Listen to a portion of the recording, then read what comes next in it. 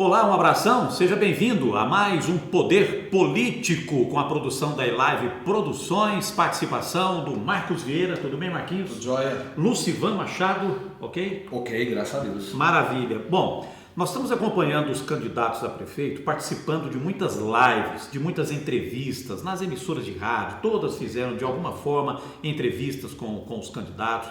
Tem um debate marcado agora para o dia 7 de novembro que a Rádio Manchester vai realizar. E o que eu quero ver com vocês é o seguinte: os candidatos estão conseguindo passar a mensagem deles, estão conseguindo passar conteúdo. Vocês acreditam que o que está sendo dito nessas entrevistas está chegando ao ouvido do eleitor, convencendo o eleitor, mostrando a qualidade, a capacidade de cada um? Vocês têm percebido isso nessas entrevistas? Eu acho que sim. A gente nota depois que as entrevistas são concedidas uma repercussão positiva. É claro que já tem muitos eleitores em Anápolis que estão decididos. Esses que estão decididos não adianta, você pode falar, pode prometer que eu acredito que não vai mudar, a não ser que aconteça uma catástrofe, né? Para poder mudar o voto desses que já estão decididos.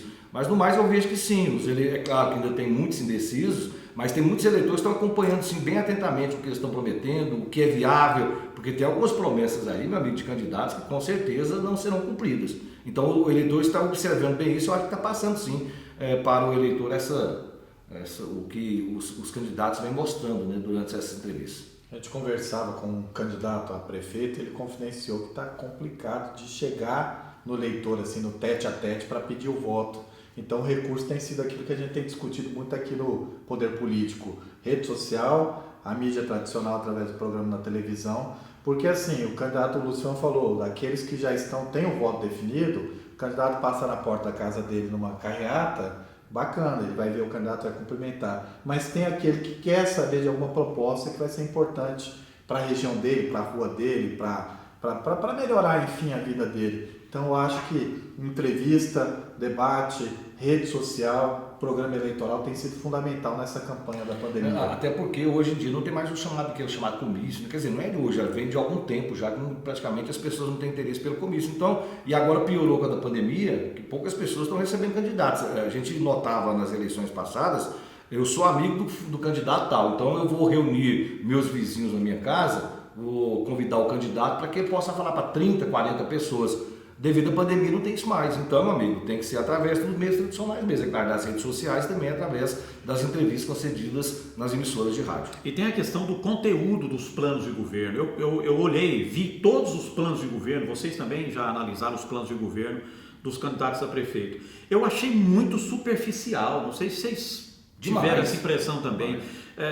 Assim, parece que é só para constar mesmo, porque é uma exigência, você tem que postar alguma coisa, então você rabisca alguma coisa e coloca lá. Com raríssimas exceções, você tem lá pelo menos uns 2 planos que tem um pouquinho mais de consistência, mas na maioria, os demais, na minha opinião, só para constar, é só uma peça fictícia mesmo que é exigida pelo Tribunal Regional Eleitoral. E tem algumas, por exemplo, vamos construir o hospital municipal, vamos citar um exemplo aqui. Que parece que é comum a todos. Essa é uma ideia comum a todos, mas como você vai construir esse hospital? Tem recursos para isso? Então, quer dizer, eu acho que deveria constar isso também. Nós vamos construir o hospital municipal, a fonte de renda será essa aqui, nós vamos buscar dinheiro nisso, mas não tem, então fica muito supérfluo mesmo, aquela coisa assim. Tem no plano até para a criação de um banco municipal. É banco mesmo, gente, banco, agência bancária. Porque a ideia de se publicar um plano é para quê? Para que você possa depois acompanhar e cobrar do eleito o plano que ele registrou no tribunal. Então, se ele não tiver consistência, se o plano não tiver, né? Porque tem uns lá que nem propostas fazem, eles só fazem um relato da situação atual, ou positivo ou negativo, faz apenas um relato e não tem proposta, não diz de onde vai vir o dinheiro. Eu vi pouquíssimas vezes citado, eu tenho que me lembrar aqui onde é que eu vi uma citação sobre um planejamento para enfrentar esse período pós-Covid no aspecto econômico, que vai ser difícil para as prefeituras, porque muito dinheiro foi adiantado agora em 2020 e essa conta vai ser cobrada lá na frente. Então a gente não vê ainda uma proposta mais pesada, mais forte, mais concreta para saber como que pretende enfrentar esse período pós-Covid agora. E não constando a Covid-19 de um plano de governo, parece que foge um pouco da realidade, né? Parece que a gente vive uma outra realidade. Eu concordo nessa parte aí o plano de governo ele pode ser extenso, não tem problema. Aí citou uma obra, citou uma benfeitoria, citar onde dá para buscar o recurso, eu concordo. Eu vou buscar no Ministério das Cidades, que tem um programa específico através da Caixa Econômica, explicar minimamente. Agora dizer que vai fazer, chegar lá, falar, não, eu vou fazer. Beleza, candidato, mas como? Quando eu chegar lá eu vejo, tem que ver a situação. Aliás, essa questão... Isso é o que está acontecendo. De ver a situação da financeira da prefeitura, é possível ver através das prestações de contas, da lei orçamentária que está na Câmara Municipal para ser votada.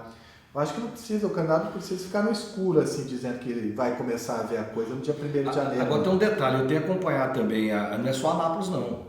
Esse detalhe aí, não é só Anápolis não, os nossos candidatos estão piores que os demais não. Eu tenho acompanhado muito também a eleição em Goiânia. É claro que não vi lá o plano de governo deles, isso não adentrei. Mas pela propaganda eleitoral, por aquelas pílulas que rodam no rádio e na TV durante todo o dia, a gente vê também a mesma coisa. Eu vou fazer isso, como que vai fazer isso? Tem coisas mirabolantes assim, que você não tem como fazer. Não tem como fazer. Então não é assim um problema só de Anápolis, não. Eu acredito que também não é só de Goiânia e Anápolis, não. Acho que a maioria dos candidatos por esse prazo lá fora, você não sabe nem o que está falando, fala a verdade. É porque virou uma peça, né, de propaganda, Lucifão. O candidato, o marqueteiro dele fala, ó, vamos falar essa proposta aqui para ver se cola. Aí o cara vai lá na televisão e fala, eu vou comprar um terreno na Lua. E aí, se colar, colou. Se não colar, aí ele parte para uma outra proposta. A campanha também tem essa questão do marketing também muito forte, né? Nesse mês de outubro, e principalmente com o advento dos programas no rádio e na TV, a pesquisa eleitoral, enquanto uma estratégia de campanha, foi muito utilizada, tanto no rádio quanto nas pílulas de TV, nos programas de televisão. Divulga uma pesquisa ali, ela logo no outro dia já está lá no programa mostrando, olha, o fulano está na frente, olha, o ciclano está atrás, o ciclano está brigando, aquela coisa toda. As pesquisas eleitorais foram exploradas nesse primeiro momento. No mês de outubro, nós tivemos 4 pesquisas, 2 pesquisas já realizadas e tem mais 2 a serem realizadas agora nos próximos... Já registradas? Já registradas. Nós tivemos já uma da Real Time Big Data, que foi realizada. Real Time Big Data. Eu acho que essa aqui é da TV Record, se não me falha a memória. Tivemos uma pesquisa SERPS, essas 2 já foram divulgadas, a SERPS e a Real Time. Há uma programada agora para divulgação neste dia 24 de outubro, que é a da IPOP, IPOP Cidades e Negócios. IPOP? IPOP. Não é IBOP, não. Não, IPOP Cidades e Negócios. Deve ser publicada agora nesse fim de semana. E mais uma registrada da Real Time Big Data, que é a que eu acho que é a da Record. Me perdoem se eu estiver equivocado, mas eu acho que é a da Record. Essa vai ser no dia 27, a divulgação dela é dia 27. Então são pesquisas que já foram realizadas nesse mês de outubro. Pois é, mas aí tá. Pega as 2 que foram divulgadas para você ver a diferença de uma para outra. E muito. Principalmente a da Real Big Data e do CEPS tem uma diferença que é enorme, a diferença é muito grande. E aí, qual que é a que está correta? A gente discute, fala sempre sobre o espírito crítico do eleitor, né, de quem está lá do outro lado, observando esses números. Porque você tem que saber analisar a confiabilidade do instituto, a metodologia que foi utilizada na pesquisa, se é uma metodologia bacana, quantas pessoas foram entrevistadas. Por exemplo, tem pesquisa aqui que está entrevistando menos de 390 pessoas.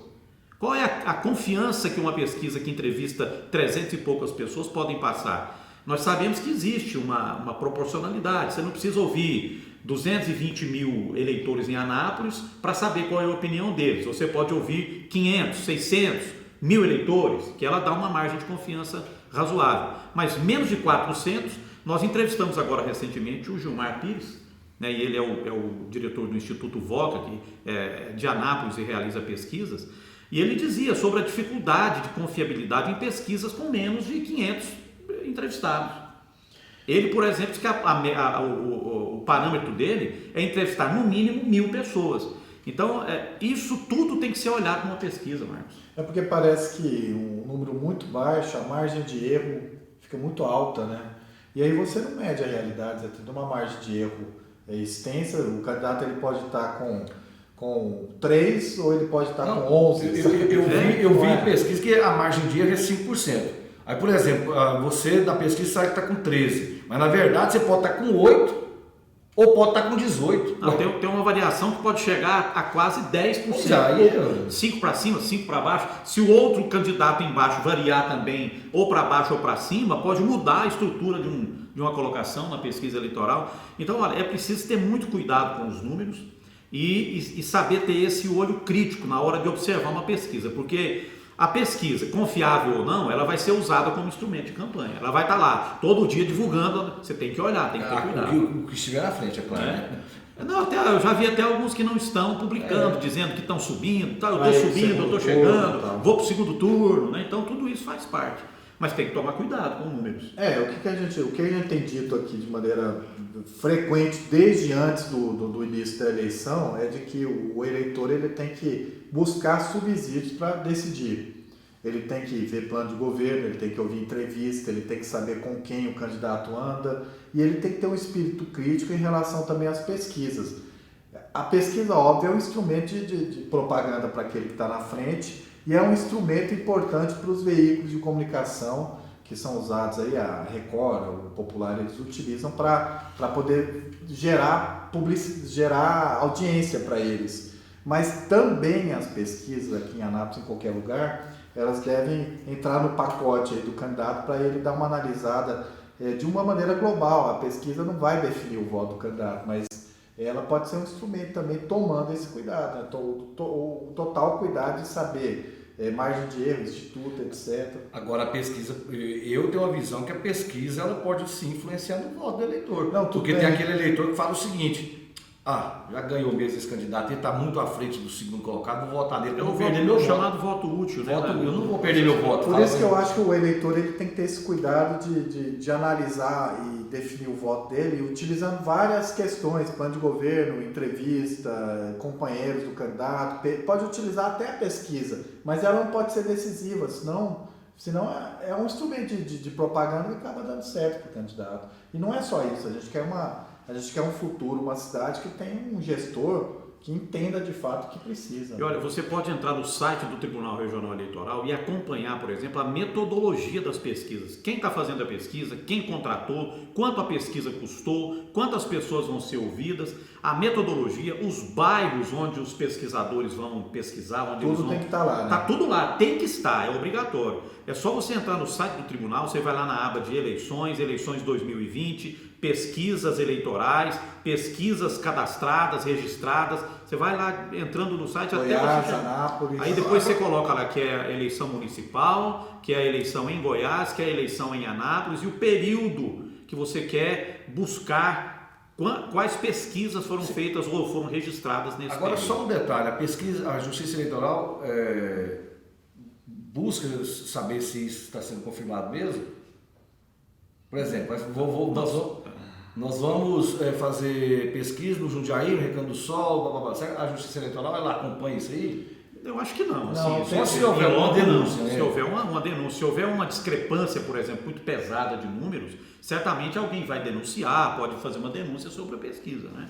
Tem um profissional, um estatístico, então aquele formado em também um cientista social, ele assina, ele é o responsável técnico, ele põe o número dele lá, ele põe o nome dele. Então toda pesquisa tem que ter um responsável técnico, e esse responsável técnico, obviamente, se tiver um erro desse, ele vai responder, né? Deixa eu falar não sei se está na pauta, mas rapidamente aqui, tem um aplicativo que está disponível para a população, que é o Pardal, para fazer denúncia. Só que não adianta só fazer denúncia não, você tem que fazer a denúncia e provar. Como que é uma prova? Tirar uma foto, por exemplo, tem denúncias de candidatos que estão utilizando carro de som. E não pode, se não faz a foto e coloca lá. Ou faz uma filmazinha, filma rapidinho, ou se não tirar a foto, aí entra no Pardal, faz a denúncia e coloca a prova. E não, quer dizer, você vai ter que se identificar para a Justiça Eleitoral, só que você pode colocar lá anônimo, não quer que apareça. Aí a Justiça não vai divulgar para ninguém. Mas tem que provar, só denunciar não adianta. Se denunciar e não tiver prova, já é descartado, vai para o lixo. E a campanha para vereador, hein? A gente tem falado pouco de campanha de vereador e os candidatos têm até enviado mensagens aqui para a gente, pedindo para que a gente analise mais as campanhas de vereador. são 616 candidatos a vereador. Só que são 616, Oswaldo, só que 3 renunciaram, mas mesmo assim eles continuam lá. Constam lá. Mas na verdade são 616 com esses 3 que renunciaram. Então, as estratégias que esses candidatos estão utilizando, como é que eles estão pedindo votos, como é que tem sido a aparição deles na TV, você tem visto os candidatos na televisão, né? Entre outras situações.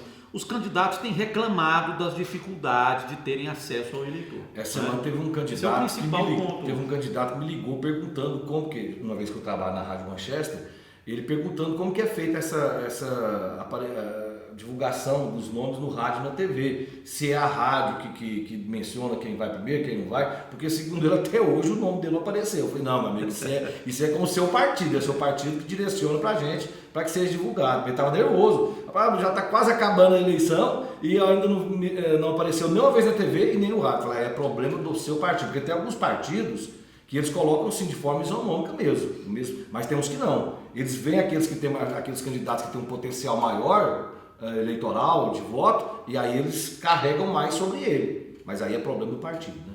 É aquilo que a gente falava aqui outro dia, né? A questão da isonomia, ela só é cobrada da imprensa. A imprensa tem que ser isonômica em tudo que ela faz no processo eleitoral. Agora, os candidatos, os partidos, eles não usam isonomia em momento algum entre eles. Mas a exigência para a imprensa é que ela use a isonomia. O partido tem dono. Tem dono. E tem candidato que reclama. Nós estamos falando isso porque nós temos contato com os candidatos todos os dias. E são dezenas deles que têm contato com a gente. Nós temos, se brincar aí, a metade desses candidatos que estão aí a gente conhece e são amigos. Ou mais da metade. A gente sempre está esbarrando com eles, conversando. Às vezes você está num bairro, ele está passando por ali e eles reclamam disso. Poxa, olha, fulano está aparecendo muito mais do que eu. Lá o fulano aparece 3, eu apareço 1. A proporcionalidade às vezes é essa. Então é uma coisa injusta dentro do partido, mas é o partido que manda nisso aí. Então qualquer reclamação, candidato, você tem que fazer lá para o seu partido, para o presidente do seu partido, para quem toma conta do seu partido. Agora, esbarrando com os candidatos, como acontece todos os dias, como você citou aí, o que a gente ouve deles é o seguinte: estão caminhando, passando, fazendo uma visitinha rápida ali na porta da casa, conversando com um amigo, e é claro, não se esquecendo da rede social. Meu celular não está cabendo mais não, gente. O que eu já recebo de eu acho que esse candidato também, Luciano, ele tem que esquecer essa veiculação dele na rádio, independente dele. Ele vai lá resolver com o partido, pedir para aparecer também na propaganda eleitoral, no começo até fala, né? Vai começar a propaganda eleitoral de responsabilidade dos partidos. Essa é a fala que a gente tem. Porque através disso aí ele não vai conquistar voto não. Ele parece um segundinho ali, só para constar. Eu sinceramente, eu fiquei até decepcionado com a Justiça Eleitoral em relação ao tempo para os prefeitos. Só 10 minutos, é pouco demais. A intenção disso é poder mostrar para o eleitor quem são os candidatos. E dessa forma quem está sendo prejudicado não é o candidato, é a população que não tem tempo de conhecer. Nós temos candidato a prefeito de Anápolis que tem 17 segundos. Que mensagem você vai conseguir? É claro, tem exceções como o Enéas, lá em 4 segundos, ele teve milhões de votos, mas isso é uma raridade isso acontecer. Então eu acho que a Justiça Eleitoral tinha que ser um pouquinho mais ponderada, no mínimo 20 minutos. Né? Então fica muito pouco. E vereador, então, eu concordo com o Marcos, se o vereador for preocupar se o nome dele não está aparecendo no rádio da TV, pode esquecer. Porque o que acontece? Meu nome, e tem alguns candidatos, Olivaldo, que eles são tão sem noção que eles aparecem, eles falam no rádio, mas não falam o nome. Eu tenho acompanhado isso na Rádio Manchester. Eu não sei se eles pegam o áudio do que eles fazem filmado, né, para televisão, aí deve aparecer o nome dele, não sei. E eles falam lá, eu vou fazer para saúde, para educação, meu número é tal, mas não fala o nome. Eu sei lá quem está falando. Quer dizer, se o candidato fosse preocupar com a aparição dele em rádio e TV, porque é tão pouco tempo, meu amigo, vai se preocupar com rede social, vai se preocupar em pedir votos, esquece esse negócio. Para prefeito eu acho que vale a pena, mas para vereador não acho verdade não. Tudo bem, eu concordo em parte com vocês, mas eu acho que é importante a aparição dele, por quê? Porque tem muito candidato que não vai ganhar o voto de alguém Porque esse alguém não sabe que ele é candidato. Não, sim, concordo. Não sabe. Então, uma aparição dele, muitas vezes, se numa aparição ele conseguir ganhar 10 votos na cidade inteira, já é um negócio para ele. Entendeu? Então, não, assim, sim, mas eu acho que faz parte. Assim, não tem que preocupar só com isso. Se não fosse tão bacana, os candidatos mais fortes não queriam, não fariam aí os lobbies deles para eles aparecerem mais vezes na TV do que os outros. É importante. Agora, mas você não pode ficar. Com frequência é diferente do que apareceu uma única vez. Mas é isso que eles reclamam. Eles querem aparecer com mais frequência. Porque quem está aparecendo com mais frequência é apenas um grupo aí de candidatos. Os outros querem aparecer também com frequência na televisão. Mas, como o Lucivan disse, o tempo é muito curto, é muito pequeno. São 10 minutos para candidato a prefeito e os 10 dos vereadores eles são diluídos durante a programação inteira. E dentro de uma proporcionalidade de cada partido também. Né? Via de regra, campanha só para concluir da minha parte, via de regra, campanha para vereador crítica e fala que vai moralizar tudo que está aí. Essa é a primeira proposta. Depois faz proposta que às vezes não é da alçada e esquece de carregar uma bandeira. É uma eleição proporcional. O candidato a vereador não tem obrigação, porque é isso que é o interessante do legislativo, na minha opinião. Ter figuras diferentes num parlamento discutindo para questões diferentes. Então, que o sujeito tenha uma bandeira dele, porque ele pode ser eleito por essa bandeira. Ele vai para a Câmara, ele pode querer lutar para a cidade, mas então que ache uma bandeira, porque você, como vereador, não vai conseguir fazer tudo. Essa semana eu estacionei o carro aqui no estacionamento aqui no centro da cidade, estacionamento privado, e eu estava ouvindo o rapaz do estacionamento conversando com o freguês dele. E falando sobre um candidato, o candidato tal. Aí o rapaz falou assim, eu não voto em candidato amigo meu não. Conhecido não, eu vou votar num candidato que eu acho que realmente vai ser um candidato bom, não é só porque é meu amigo, não. Eu achei interessante essa fala dele. Você não vai votar porque é seu amigo, mas você vai votar em alguém que você saiba que vai ser um bom vereador. Tem candidato a vereador que está prometendo tirar R$1.000 de salário, o restante fazer outra utilidade dele. Olha, se isso é papel de candidato de vereador, vereador não é para isso não. Mas, gente, sola de sapato, viu? Não fica preocupado só com televisão, com internet, sola de sapato, pedir voto. Senão, meu filho, vai ficar na estrada. Né, Marquinhos? Vai ficar na estrada. Marcos Vieira, valeu, um abraço. Valeu, obrigado. Até a próxima. Lucivan Machado. Um abraço, valeu. Você que está entrando aí na nossa página, né, do YouTube, vai lá, inscreve e toca o sininho para poder receber a notificação. Notificações. E o principal também, você compartilhar, né, o nosso link com os seus amigos, com outras pessoas, para que elas também venham se somar aqui, se inscrever e participar da nossa programação. Da opinião. Né? Aliás, deixa eu mandar um abraço aqui para o professor Egmar. Professor Egmar já foi vereador em Anápolis.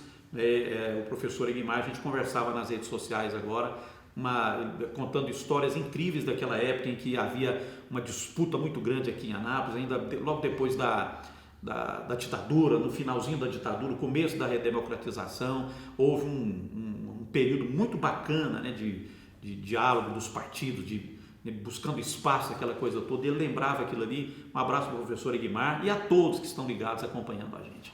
Elive Produções, agradecendo a Elive pela produção desse programa que você tem aí com tanta qualidade, né, com essa imagem, com esse som, com essa produção toda, graças a Elive Produções. Um abraço para você ligado com a gente, fiquem com Deus e até o próximo Poder Político.